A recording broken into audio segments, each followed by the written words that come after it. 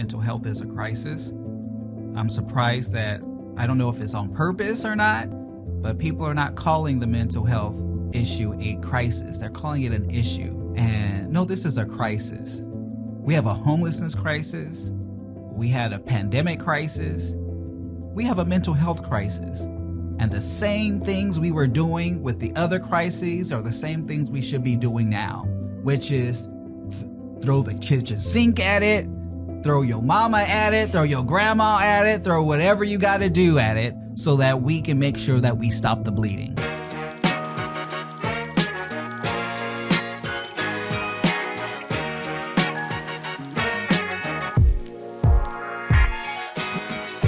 Hello and welcome again to another episode of Sacktown Talks. Today we're glad to be joined by Assemblymember Dr. Corey Jacskon. Corey, thanks for joining us. How's it going? Thank you for having me and having a great time. Yeah, so you're new here this year. You just got elected, right? So how's it been kind of coming up to Sacramento and kind of getting to work?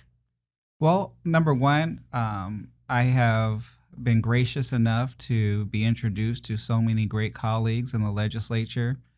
They've welcomed me with open arms, and I'm learning a lot from them.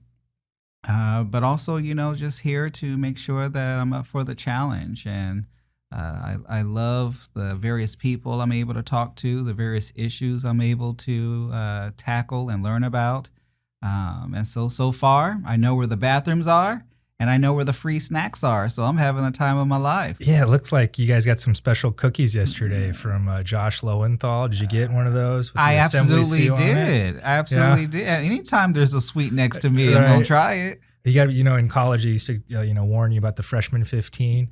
Same thing's true here. It's not as bad because there's not as many free food events, but yeah, you got to watch that, You do have to, and I had to change my eating schedule for sure. That's funny. So Corey, for some of our listeners who don't know a little bit about your background or your history, can you kind of give us a little bit into your history and kind of how you got up here to Sacramento? Sure. Well, I'm an Inland Empire boy all the way. I've lived in the Inland Empire practically my entire life. Spent the majority of my life in the city of Rialto in San Bernardino County from third grade until I was 30. Wow. And then when I was 30, I moved into Moreno Valley, which is the anchor city in the new 60th Assembly District. Probably some things that is important is that I was raised by a village.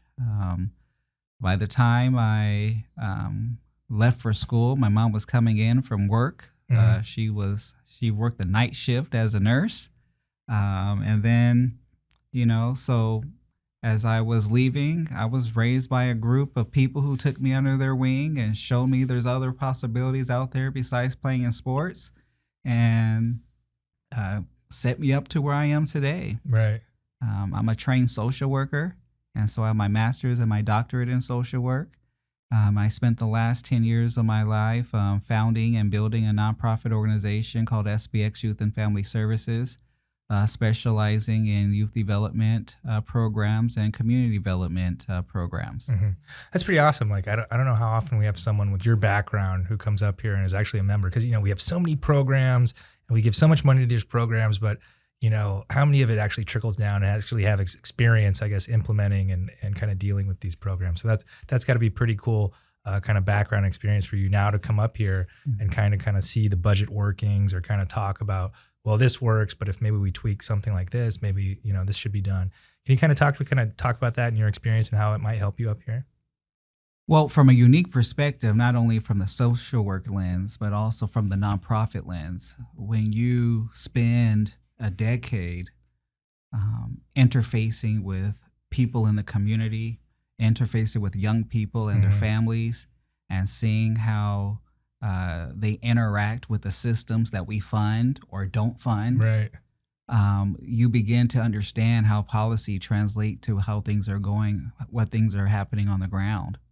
And so when I came up here, I already had at least 20 bill ideas on my own, because I spent the last 10 years saying, this should be fixed, this should be fixed, right? But I couldn't convince someone to listen to me. So I've been building my list for a while. And so I came up here, and so I have a very diverse legislative package Mm-hmm. this year, and probably out of 22 to 24 bills, only 2 or 3 of them are sponsored bills. The rest are the ideas that and the issues that I've seen in my Right. life. That's interesting. You know, a lot of us, don't know kind of a lot about your district and kind of the Hmm. area. Can you kind of, I guess, describe your district to us and kind of, who served, prior to you when you came in and kind of geography of kind of where you're from? Sure. Well, the 60th Assembly District are the cities of Moreno Valley, Paris, Hemet, and San Jacinto in Riverside County. Uh, During the redistricting process, a brand new district was created. Mm-hmm. And so it is half of former Assemblymember Jose Medina's district and half of Assemblymember Chad Mays' district. Okay. Very diverse and beautiful district. Mm-hmm. Of course, hardworking people just trying to survive. There is a part of the district where there's a lot of government workers and, they've upper middle class folks as well. But you have a larger city like Moreno Valley that's over 200,000 Oh, wow. people. We have dairy farms and citrus and egg farms as well in the district as well. And then you have smaller, more suburban type cities as well. And so it is a fantastic place.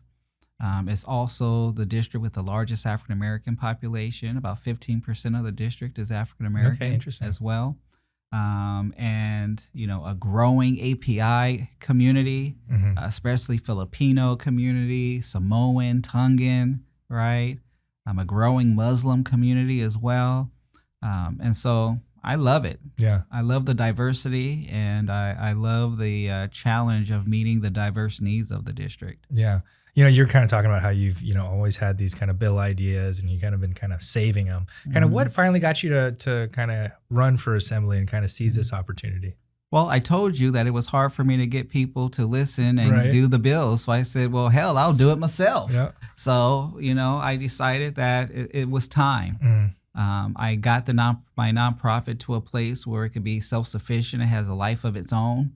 And I was ready for another stage in my life. And I think that we're in a unique time in history. Since the murder of George Floyd, we have seen that this nation and this state has to continue to reckon with itself. Mm-hmm. And there's some issues that keep being passed from one generation to the next. And I think I have the unique background and education to be able to make sure that for at least some of these issues, let this be the generation that solves it. Right. As you're kind of talking about, like you're, a civil rights leader, but you focus most of your career on youth development. Kind of what progress have you seen made in your communities or just statewide kind of on youth development issues? Well, I think the progress that we've seen is more of a positive youth development perspective. And that just means that we recognize that children are children, and children do interesting things. Right. And the only difference between me and you and someone else that might be in juvenile hall right now is that we were able to make our mistakes in safe environments, and they were not, right? I think there's enough opportunity to understand that the brain continues to develop into your 20s, right? And when it comes to young men, I think women would agree, probably a little older than that until we can get our act together as men. But I think that overall we understand that just as the brain continues to develop, so does the development of a young person that comes with it.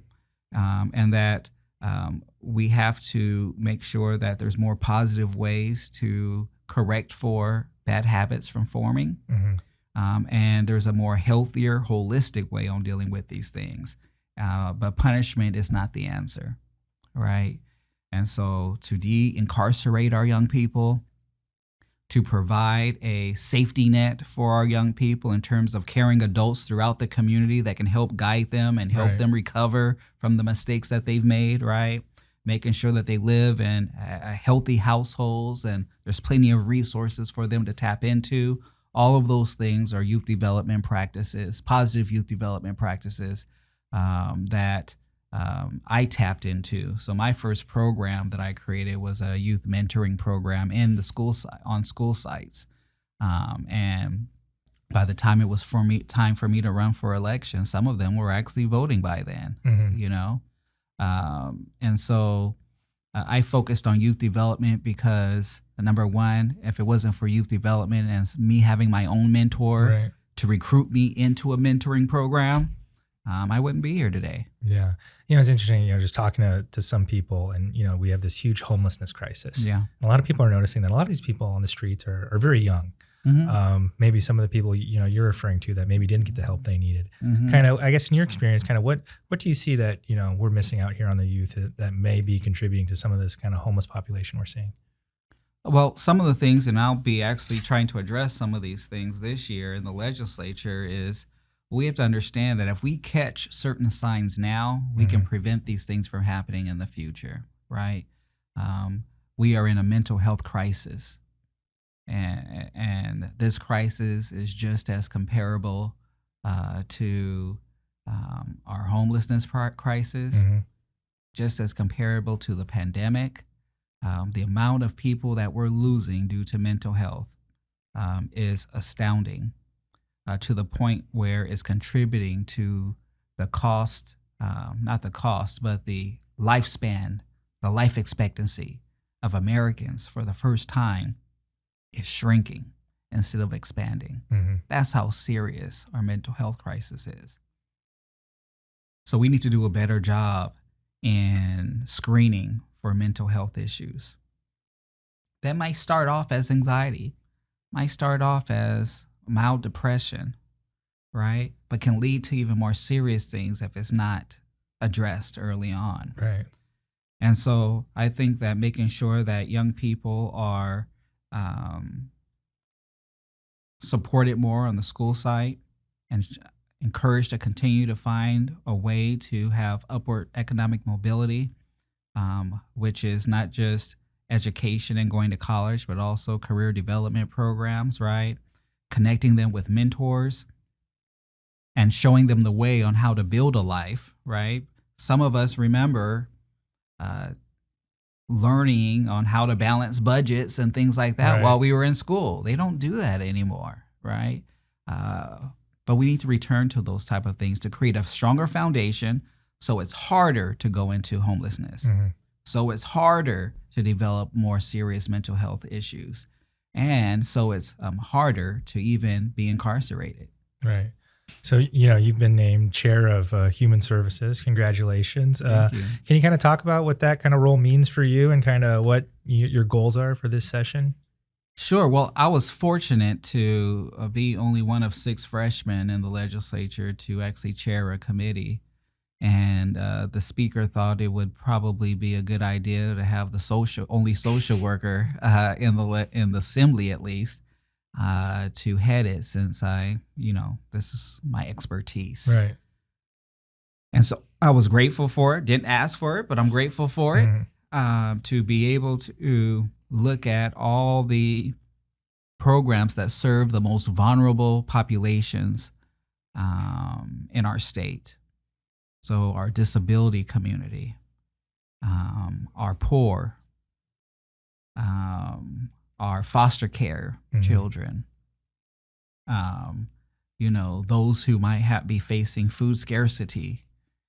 All of those things fit in the purview of the committee. And so whether it's making sure that we set our foster young people in our child welfare programs more set up for success.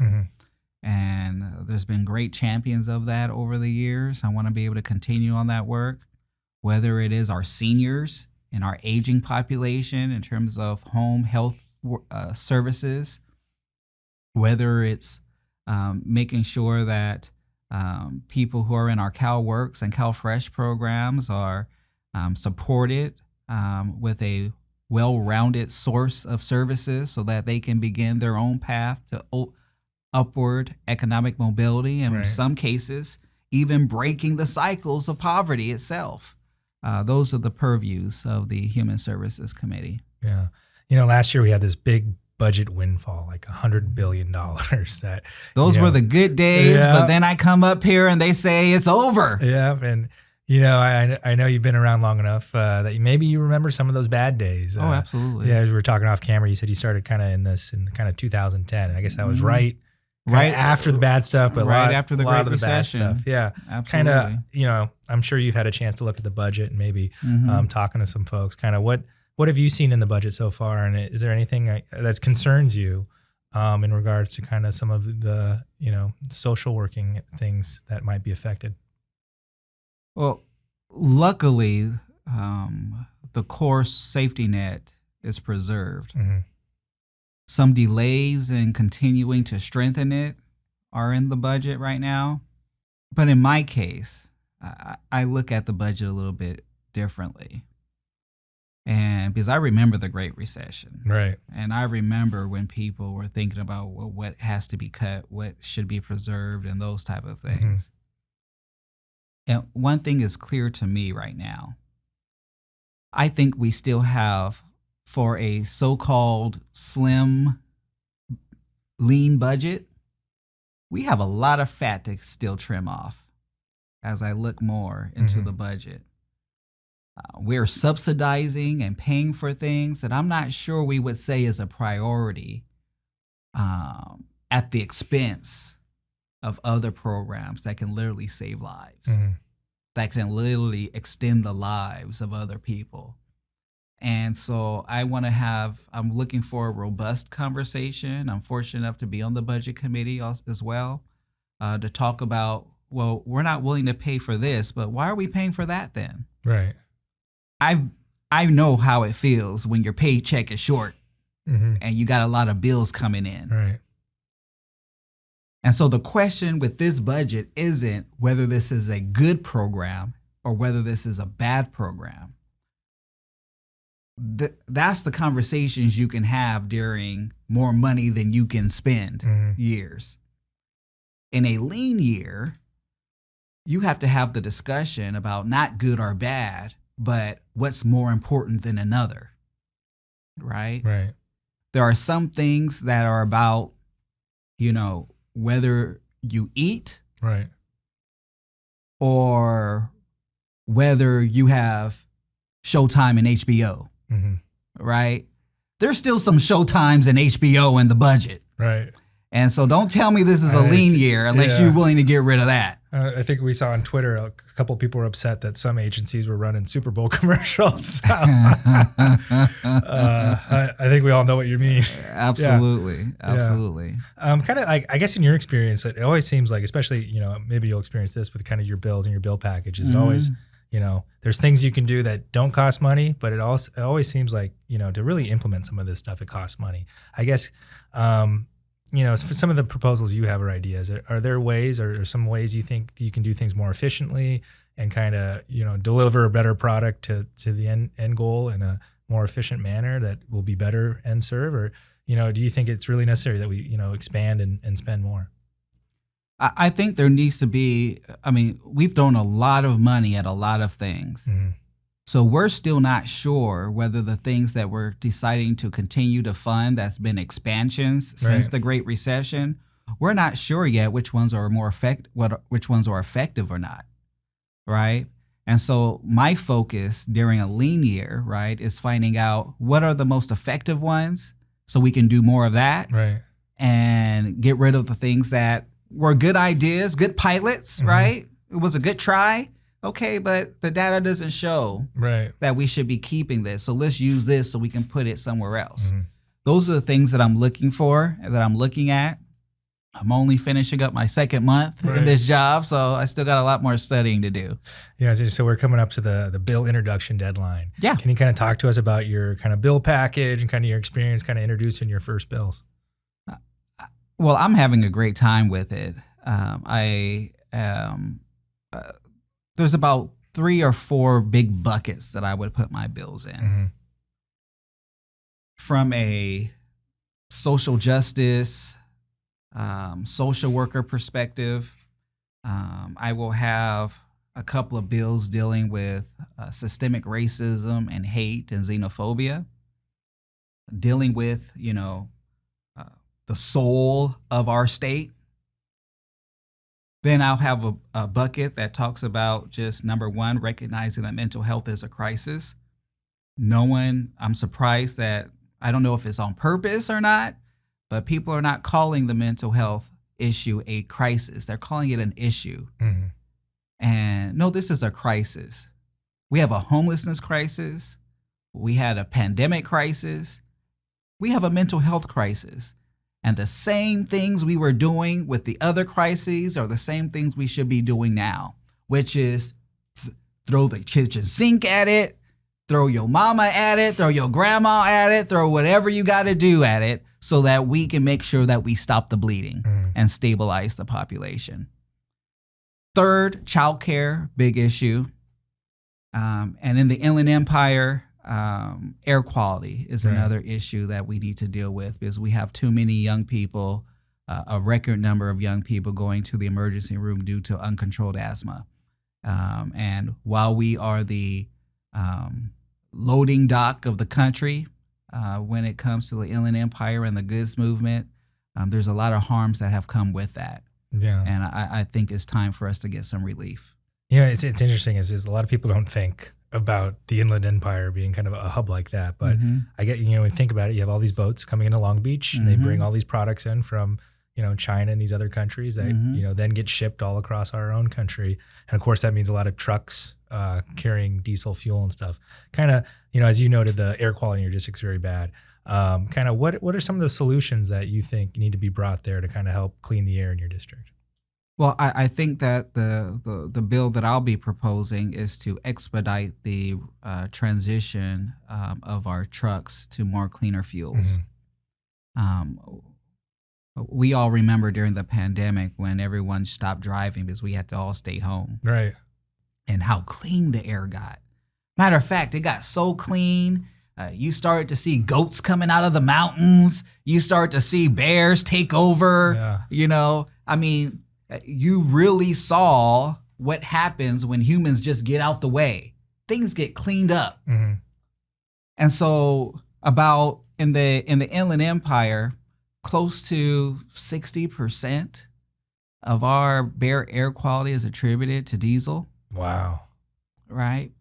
And so my bill focuses on providing more incentives and mandates for trucks to transition to cleaner fuels so that if we're going to continue to be the housing of goods of the nation, then at least the impacts won't be as great. Yeah, it was pretty cool today in front of the Capitol. I was just over there and I saw what they had, that big Tesla semi and they had a Nikola semi.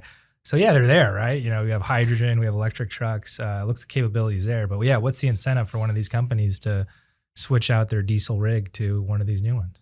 Well, number one, CARB already has, the California Air Resource Board already has by 2045, you need to be off of, you need to have a cleaner truck. Right.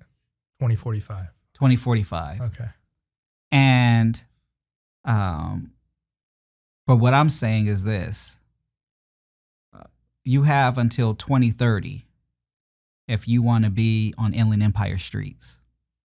You can stay on the 10 freeway if you want. You can stay on the 60 freeway if you want, and you can go right through the Inland Empire. But if you want to get off the freeway, you can't be on diesel anymore by 2030. Right. That's something you see in Europe, right? They have these cities, you can't have any. You have buffer zones. Right. Right? And if you have a dirty vehicle, right, you have to stop, switch over, right? Switch those goods over to something cleaner so you can go even further.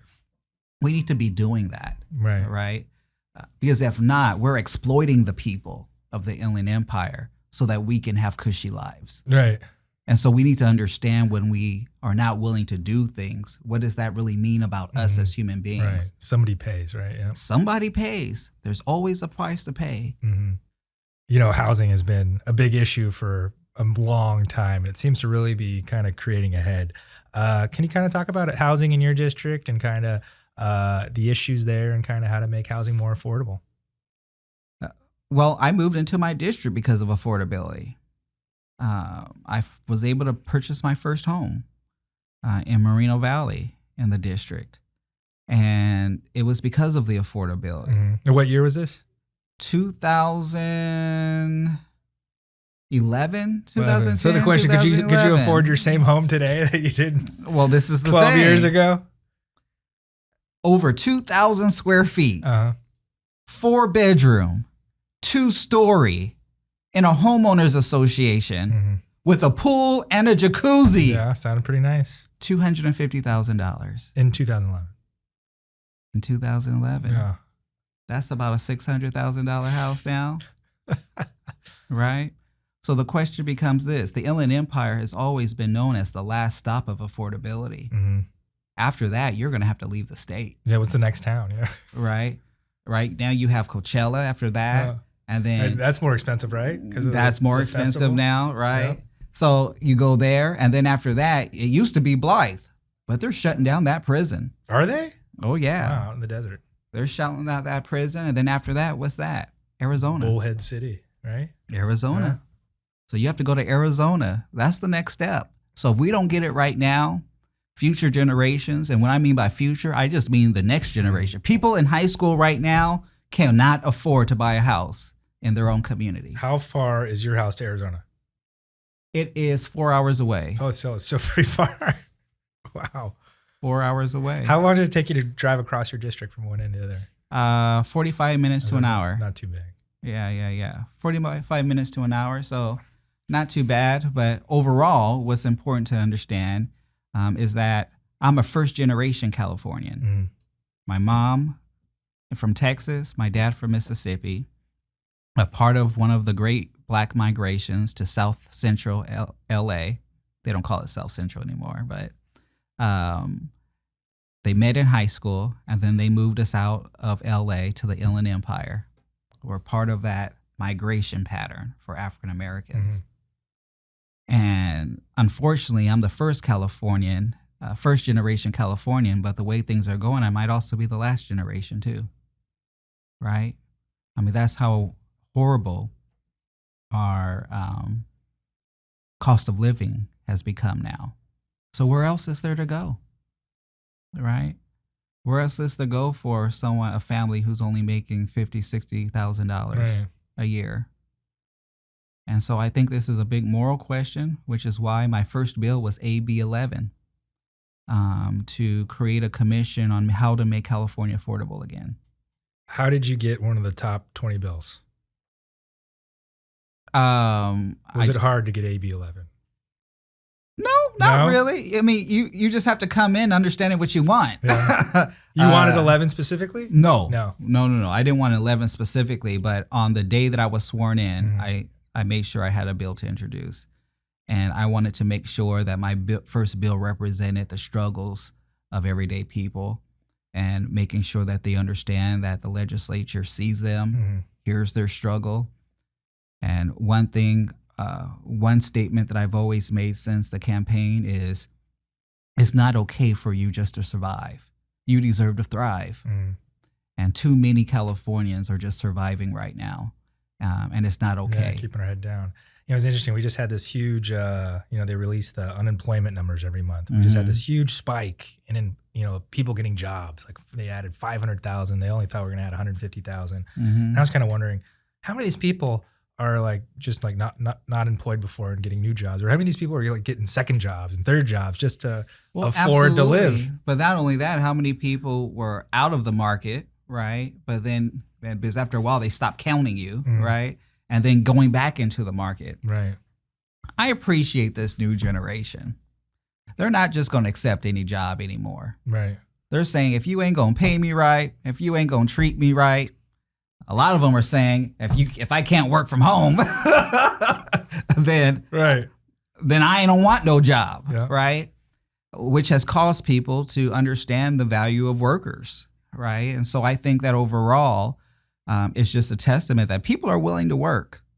People want to work, but they don't want to be mistreated and underpaid and undervalued as well.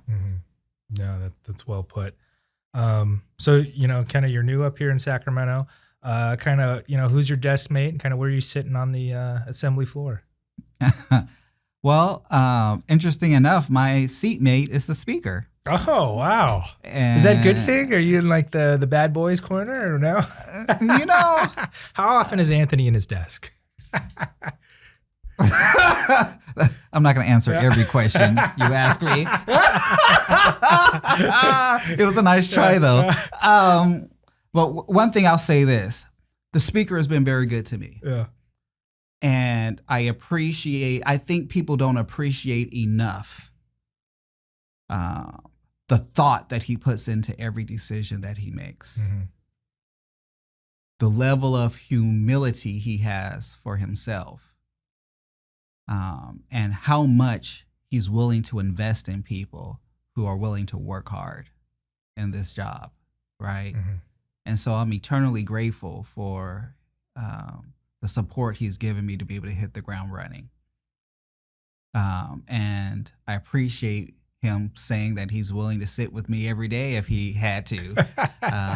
And we've been able to connect, and I look forward to the success and to the future relationship that I will have with the next speaker as well. Really? Any practical jokes or gentle hazing you've gotten on the floor yet? No hazing. No hazing. We're more progressive. We don't do stuff like that. But I think that, of course, a lot of jokes. Everyone, at least they think they have a sense of humor and they think they're funny. Me included. Right. But I think I love working with, and I'm not just talking about my Democratic colleagues. I'm talking about my Republican colleagues too. I mean, the new class that's come up, we really appreciate each other. Looking forward to learn from each other and understand. I mean, a part of democracy, we're not all supposed to agree. Right. If there is no disagreement, then I don't think our policies are good enough. Yeah, it's kind of like a high school or college class. You guys all came in together, where there's 20 some of you new. Kind of what kind of stuff have you guys done? Have you guys done dinners or events together, kind of getting to know each other and kind of? Absolutely. Actually, we're about to have another one coming up pretty soon to check in with each other.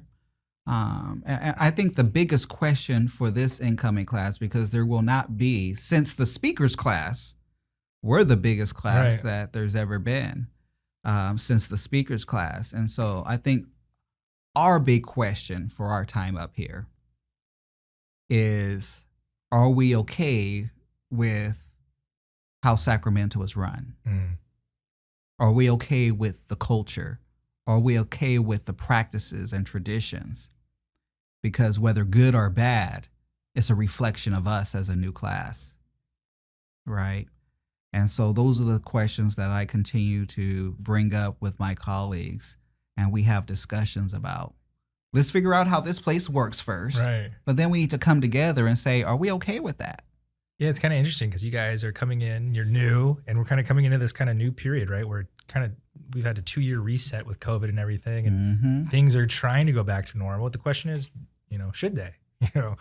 Well, I mean, and you have the perfect opportunity to kind of bring that up. Absolutely. Honestly, I don't think that back to normal was the normal was so great. After all, I think the idea is, how do we make something better? Right. How do we set the next trend and reset the moral core of the state? And it starts with us on how we operate and treat each other in the legislature. No, well put. Well, Corey, thanks so much for joining us. Definitely learned a lot. Absolutely. Laughed a lot. Definitely think you are funny, so, Hey, I try to do a little something. Definitely a good chat, and look forward to see what you're able to accomplish this year. All right. Thank you for having me. Appreciate it. Thanks.